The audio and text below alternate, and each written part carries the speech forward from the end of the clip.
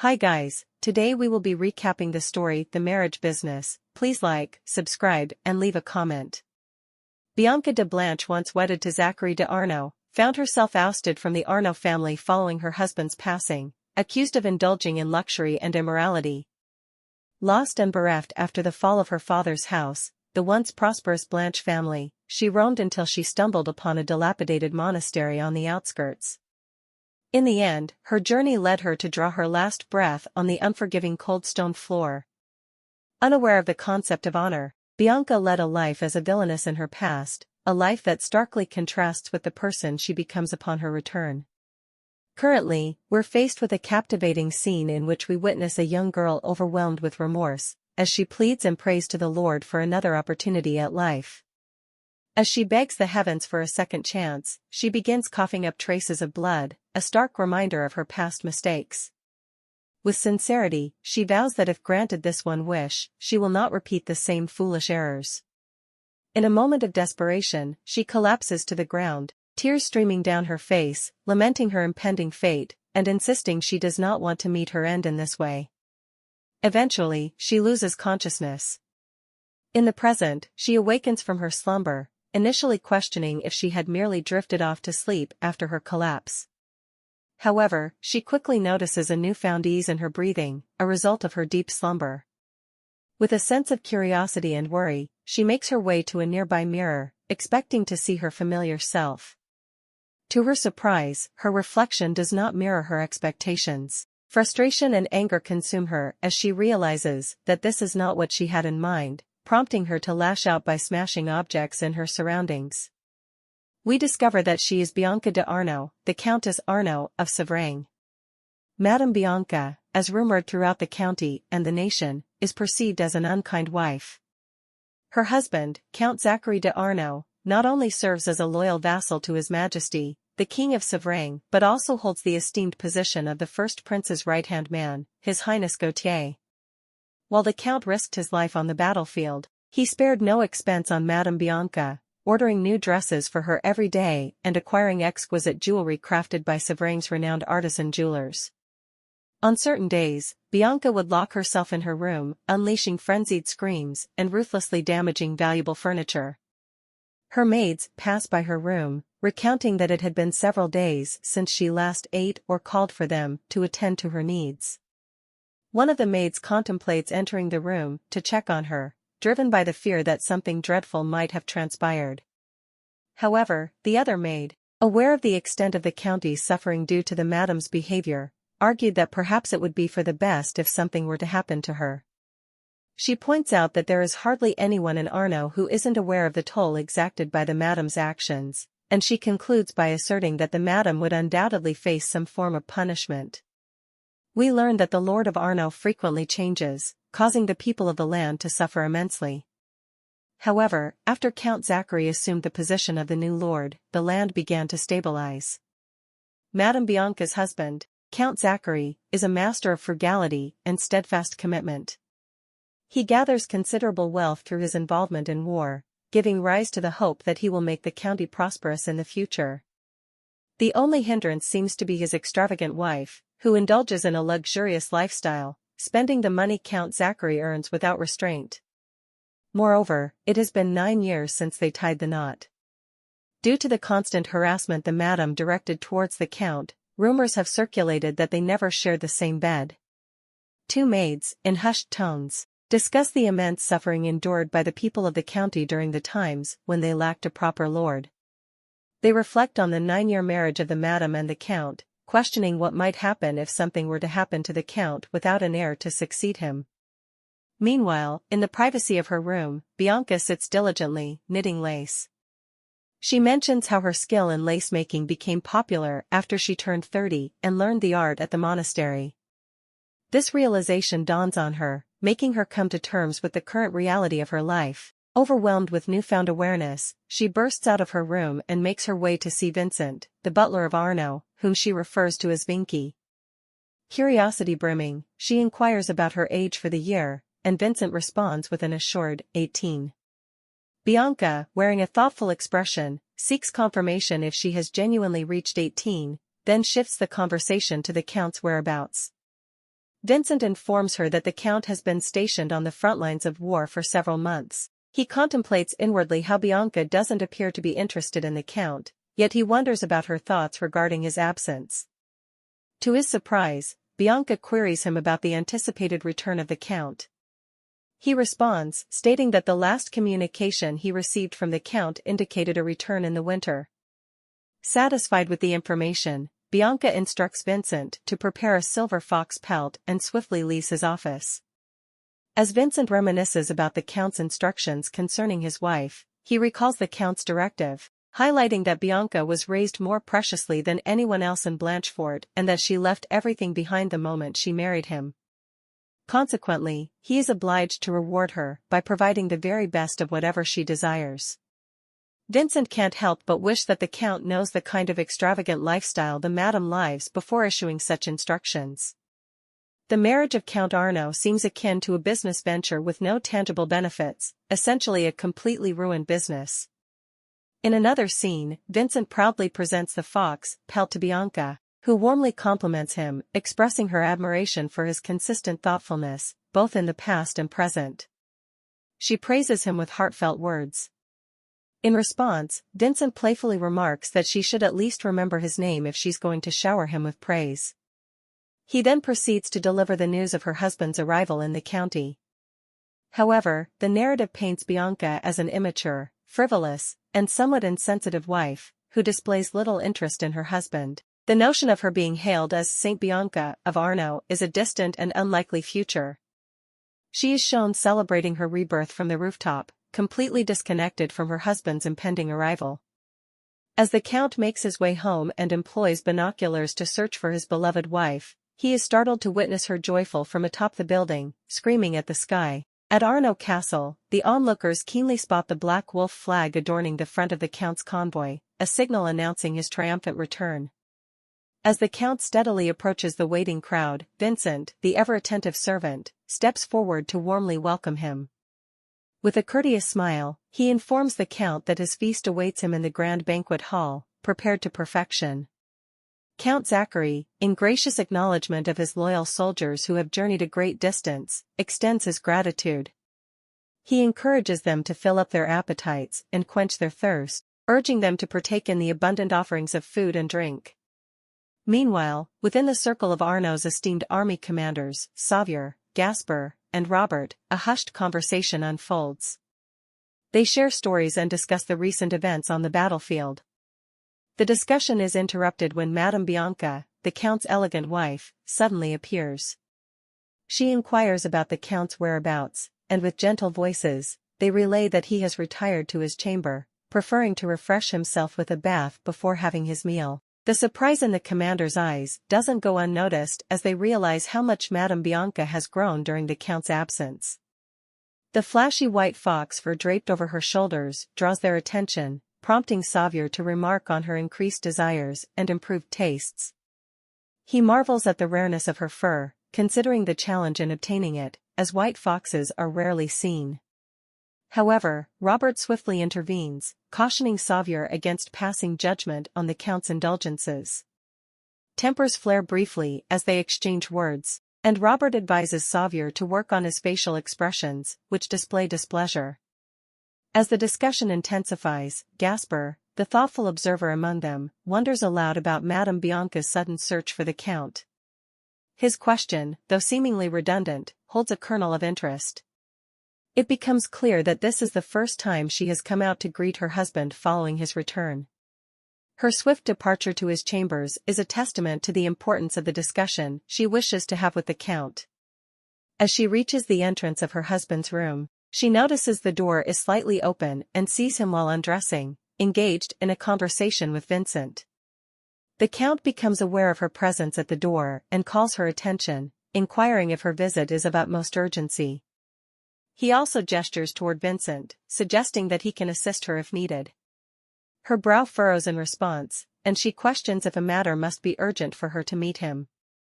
She explains that she had heard of his arrival and came to see him because she is his wife and yearned to catch a glimpse of his face. Silently, she ponders why he has not said anything and wonders if he might be annoyed because she arrived while he was occupied and tired. She contemplates the idea of leaving and returning the next day. However, she quickly reminds herself not to repeat the mistakes of her past life. With determination, she requests Vincent's departure for a brief moment, as she wishes to discuss something with her husband. Count Zachary is surprised by this unexpected turn of events, so he inquires about the nature of her desire to speak with him. She begins by framing it as a suggestion, explaining that it has been 9 years since their marriage, and she is currently 18, soon to turn 19 after the winter, so she expresses her intent to fulfill all the duties of a devoted wife. Her statement surprises him, and he seeks clarification by asking what she means by duties.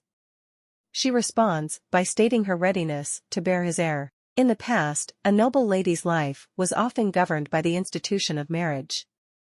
Before getting married, the responsibility for her well-being rested with her father or male siblings, while after marriage, it shifted to her husband and his family. There was also a time when the existence of a noble lady without a father, siblings, or the support of her husband's family, and without the prospect of seeing her successor, led to a life filled with misery. This is precisely why Bianca is firm in her determination to conceive a child for her husband. However, Count Zachary, visibly flustered, questions her about her understanding of the process and requirements for bearing a child. Deep within, she feels a sense of frustration, as she believes he is still treating her like a child. Despite her body being 18 years old, her mind has matured and experienced more than her years may suggest. Moreover, in her previous life, she had already reached the age of 20 and had shared an intimate connection with him, including the memory of his persistent torment in her bed. Consequently, she possesses the knowledge of what is required to conceive a child, making Count Zachary's inquiries seem somewhat unnecessary. She then responds, saying that, since she has heard things from the maids, she knows all that she needs to know. She adds that her primary duty is to give birth to the next Count of Arno, so she should be aware of such matters. Her husband leans toward her and asks if she can perform all the actions she's learned with him and if she can conceive a child using those methods. However, she immediately looks away, which prompts him to remark that she still appears to be afraid of him. He suggests that she go back to get some rest, as he, too, desires the same. Bianca quickly recalls that if she doesn't have a child, she'll be forced to return to her previous life, something she's determined to avoid. So, just as her husband is about to open the door for her to leave, she stops him by gently holding his hand and inquiring about the cost of their wedding. He proceeds to list the expenses associated with the wedding, revealing that it consumed 2 years' worth of Arno's budget. We learn that a dowry is the money the bride brings to the groom's house upon marriage, serving as a financial contribution from the bride's parents to support her in her new life. This amount can be quite huge and not easy to memorize. However, it becomes especially memorable when a groom dismisses his bride and seeks a new marriage, since the dowry must be returned along with the bride. With this revelation, she confronts him, asking if it's true that he has a mistress simply because he remembers the exact figures of everything he spent on marrying her. She reassures him that she won't ask him to break up with the supposed mistress, and she's open to him having a relationship with her. She suggests that she could even put the mistress under her, should he desire it. She's willing to be understanding and accommodating, insisting that she would not interfere with his relationship, and is ready to cover the expensive dowry he paid for her. However, Count Zachary can't help but be offended by his wife's mention of a mistress. He strongly denies any knowledge of such a relationship and declares that they will discuss the matter of succession when the time is right, dismissing it as an unnecessary conversation at the moment. In an attempt to counter her husband, she presses further, but he responds by promptly summoning Vincent, whom he believes is waiting just outside the door, to escort her back to her quarters. Once Vincent escorts the madam out, Count Zachary can't help but dwell on his wife and the nanny who had accompanied her since her arrival. The nanny had been the one person the madam confided in.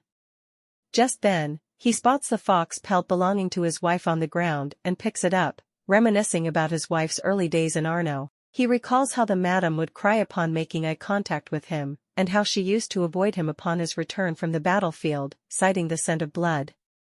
However, today, she touched him as if nothing had ever happened, leaving him to wonder about the opportunities that may have arisen in his absence. As Madame Bianca walks back to her quarters, she reflects on the past. She remembers the first time she shared the bed with the Count when she was just 20 years old, and after that, their intimacy was limited to those moments when he left for war. Unfortunately, despite their encounters, they never had any successors. She contemplates the Count's fate, knowing that he is destined to pass away in 7 years. This impending tragedy weighs heavily on her mind, and she realizes that before the Count's inevitable demise, she must take matters into her own hands. Even if it means making the first move, she is determined to bear a child as soon as possible. As she continues to walk to her quarters, Vincent, who was sent to guide her back, offers to escort her to her room. However, she immediately yells at him, declaring that she will go to her room on her own. With anger propelling her steps, she walks away, leaving Vincent to notice she is no longer carrying her fox pelt. Upon arriving at her room, she reflects on her predicament, acknowledging that to conceive a child, she must be willing to share her bed with the Count. However, she doubts whether the Count would make a move, and if she were to approach him, he might just send her away. She confesses that she has never truly seen his body clearly, as her previous life encounters were always in the dark. She ponders the difficulty of seducing him with her current underdeveloped body, even though it didn't change significantly when she was all grown. Her reflection extends to thoughts about the Count's mistress. She wonders whether the woman is a serf's daughter or a nobleman's daughter. In her view, the Count's memorization of her dowry implies a plan to return her and her dowry to Blanchefort, and once that's done, the supposed mistress would become Countess Arno. However, she expresses her disgust at the idea of bearing the child of a man who loves someone else. As she is absorbed in her thoughts, Count Zachary unexpectedly walks into her room. He covers her with her fox pelt, explaining that she had left it in his room and that it complements her appearance. Then, he expresses his gratitude and departs. This leaves her surprised, wondering about the reason for his gratitude and why he suddenly brought up the pelt. She wonders whether he might be indirectly reprimanding her for purchasing something expensive. She recalls the past when her nanny Jean never concealed her complaints about the Count, and it was widely known among the Arno residents that she would make a scene in front of him. Following that day, the Count achieved numerous victories in war and transformed the county into a prosperous place, capable of indulging the madame's desires without any difficulty. Although she believes that he might have mentioned the fox fur to mock her, she has never heard such words from him before. Even when he previously heard all that from her nanny, Jean, he remained stoic and maintained his businesslike manner. It is the first time that a man of his stature has revealed his feelings to her. She thinks that if she interacts with him frequently and engages in conversation, she might be able to change his mind regarding the matter of having an heir, and when that opportunity arises, she plans to seize it. The following day, Arno Castle buzzes with activity due to the events of the previous day, and rumors about Madame Bianca visiting the Count's room spread throughout the castle. While the maids carry out their cleaning duties, one of them even suggests that, given her approaching adulthood, it wouldn't be surprising if she were to have a child soon. Another maid stands up and starts to criticize Madame Bianca, despite warnings from her colleagues. She continues to rant, portraying the madame as someone who screams in her room and acts finicky. She even goes as far as to claim she could warm the Count's bed better than his wife. Her colleagues continue to caution her about her disrespectful words towards the Count and the madame, but she pays no heed. Her violent speech ends when Madame Bianca emerges from her room, instructing her to clench her teeth and deliver a sound slap. In the following scene, Madame Bianca finds herself seated in solitude when an inquisitive lady approaches her, questioning why she's alone in a spot like this. The lady probes further, inquiring whether the madame had informed Count Zachary about working for her. To add a surprising twist, the lady discloses a similar narrative that led her to reside in Arno Castle. Caught off guard and somewhat irritated, Madame Bianca wonders about the identity of this mysterious woman and contemplates the possibility of her being the Count's mistress. However, amidst her rising concerns, the lady astonishingly assures her that both she and the Count will dutifully care for Arno in her absence. Oddly, the lady urges Madame Bianca to confine herself to her room, as if surrendering her domain. Just when the tension peaks, Count Zachary enters the scene, casually mentioning their plan to take their time in producing an heir. He reiterates that should Madame Bianca require anything, she can always turn to Vincent for assistance. Even though in reality, the Count is the sole provider of what she needs. As Madame Bianca erupts in protest, vehemently expressing her confusion and discontent, she is abruptly jolted awake, realizing that the entire scenario has been nothing more than a vivid and unsettling dream. In the midst of contemplation, she rises with a thoughtful demeanor, acknowledging that even if the Count occasionally reveals his seldom-seen emotions, the unpredictability of governmental actions looms. To navigate this uncertainty, she resolves to engage with the Count more frequently, seizing the opportunity to discuss the prospect of bearing an heir or contemplating a strategic attack. Despite the inherent shame in pleading for offspring, she finds herself cornered into considering it as the sole viable option. With measured steps, she gracefully exits her chamber, only to inadvertently eavesdrop on a conversation between maids exchanging disparaging remarks about her. This discovery triggers the previously mentioned slap. Confronting the outspoken maid, she questions whether she was branded as ugly and likened to a cold, reptilian figure. Launching into a passionate tirade, she acknowledges her own icy demeanor, likening herself to a cold-blooded creature. However, it becomes apparent that the maid failed to recognize the venomous edge beneath the frosty exterior, leading to the unguarded commentary.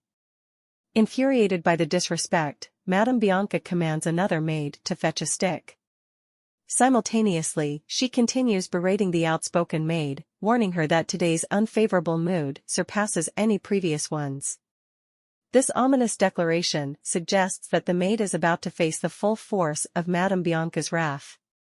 As the maid retrieves the stick, the madam accepts it and instructs the other maid to extend her hands for the impending punishment. Tearfully obedient, the maid complies, her eyes reflecting a mixture of fear and regret. Madame Bianca, fueled by a sense of righteous anger, begins the disciplinary lashes, enumerating the transgressions committed by the maid. Among the spectators, a concerned individual even suggests summoning the butler, underscoring the severity of the punishment being meted out. Suddenly, Commander Robert intervenes, grasping Madame Bianca's hands to prevent the whipping from escalating further. Startled, she inquires about his identity. This question triggers a moment of contemplation in Commander Robert's mind, as he reflects on the widespread recognition of the three honorable commanders under Count Zachary de Arno. Having faithfully served the Count before Madame Bianca's arrival, he is taken aback that she doesn't even know his name, leading him to question the depth of her disregard for the county. In response to her inquiry, Commander Robert introduces himself as Robert. However, Madame Bianca, still focused on disciplining the maid, instructs him to release her hand. Unyielding, he contends that the severity of the lashings is excessive. Despite acknowledging Madame's status as the maid's mistress, he asserts that he cannot passively witness such degrading treatment. In a tense moment, Madame Bianca withdraws her hand from his grip. Asserting herself, Madame Bianca acknowledges that she can tolerate the maid's gossip about her extravagant and improper behavior, as it holds some truth. However, she draws the line at being insulted. The accusation that she is a cold and awful wife, coupled with the suggestion that the maid could replace her in her husband's chamber, is a provocation too far. Just as the tension peaks, Count Zachary de Arno enters the scene, seeking an explanation for the unfolding drama. Upon catching sight of her husband, Madame Bianca can't help but internally question the reason for his unexpected presence at that particular moment. Simultaneously, the maid feels a stroke of luck, convinced that the Count's intervention could prove advantageous for her. Is she onto something there? Indeed, Count Zachary is known for his benevolence. He once spared a wheat thief from severe punishment, opting instead to give him sacks of wheat. Quite the generous lord, one might say. As they all stand there, Count Zachary notices the bruises on his wife's hand and, concerned, inquires about her well-being. In response, she bristles with anger, dismissing her own injuries and directing him to summon a doctor for the maid. She even goes so far as to insinuate a romantic connection between the Count and the maid, alluding to an overheard conversation. In a fit of frustration, she tosses the stick to Commander Robert and storms away, leaving them all behind. Intrigued, Count Zachary turns to the maid, seeking an explanation for the commotion. Her immediate response is tears, accompanied by a claim that she was innocently and diligently mopping the floor. However, this explanation only deepens the Count's confusion. If the maid was indeed innocently working, why would his wife jump to conclusions about a romantic entanglement? As Count Zachary departs the scene, he instructs Vincent to maintain a quiet atmosphere within the castle. As Vincent seamlessly assumes control from the Count, he turns to the maid and casually directs her to prepare for departure, asserting that he's well versed in her circumstances. According to him, a servant's virtue lies in the art of discretion, but, unfortunately, this particular maid's vocal expressions are just too noisy. In his opinion, her presence doesn't quite align with the castle's etiquette, so the logical step is for her to return home. To Vincent's surprise, Commander Robert is also present, and the former, inquisitive, probes about the latter's unexpected appearance. Robert, nonchalant in response, explains that he witnessed Madame's hostile gesture toward the maid. According to him, the Madame's reaction would have been justified had the maid uttered such a provocative word. Furthermore, he notes that what transpired today was the role of a hostess, expressing uncertainty about the underlying reason but affirming that Madame Bianca's demeanor towards Arno has undeniably shifted. Later in the day, Madame Bianca finds herself deep in contemplation within the confines of her room. She ponders the possibility that the Count is attempting to console the maid. In her imaginative scenario, the Count tenderly kisses the maid's swollen hands and declares his intention to eventually oust his wife, making room for the maid as the new countess. In a revelation, Madame Bianca used to confide in Gian, a nanny who had accompanied her to Arno 5 years ago but has since passed away.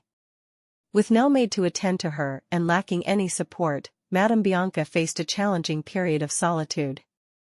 The narrator of this tale is the maid responsible for cleaning and maintaining the area outside Madame's room, forced to observe her silently enduring the trials of loneliness. Following this, the maid gracefully proceeds to Madame Bianca's room, carefully cradling a poultice infused with herbal water intended to alleviate the swelling and heat in her hands. With earnestness, she implores Madame Bianca to place her trust in her just this once, promising a discreet and swift disappearance of the nagging wound. After a brief moment of hesitation, Madame Bianca finally agrees to the maid's plea. As the poultice works its magic, memories of a similar encounter with her previous maid flood Madame Bianca's thoughts.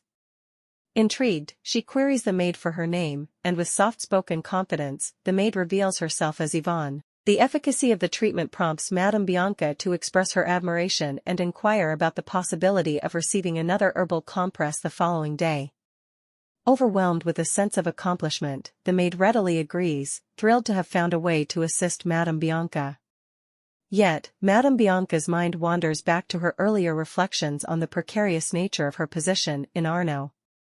Fears of the Count's potential infidelity and the consequences for her lineage occupy her thoughts. However, the maid interrupts her musings with a heartfelt compliment. Apologizing for her earlier distraction, the maid explains that she noticed that the Madame's lace had fallen, comparing it to the wings of a goddess.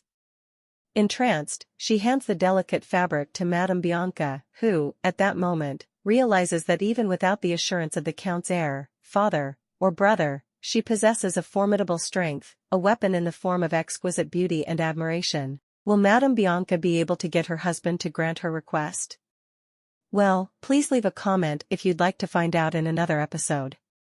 And do not forget to like, comment and subscribe. Until next time, bye.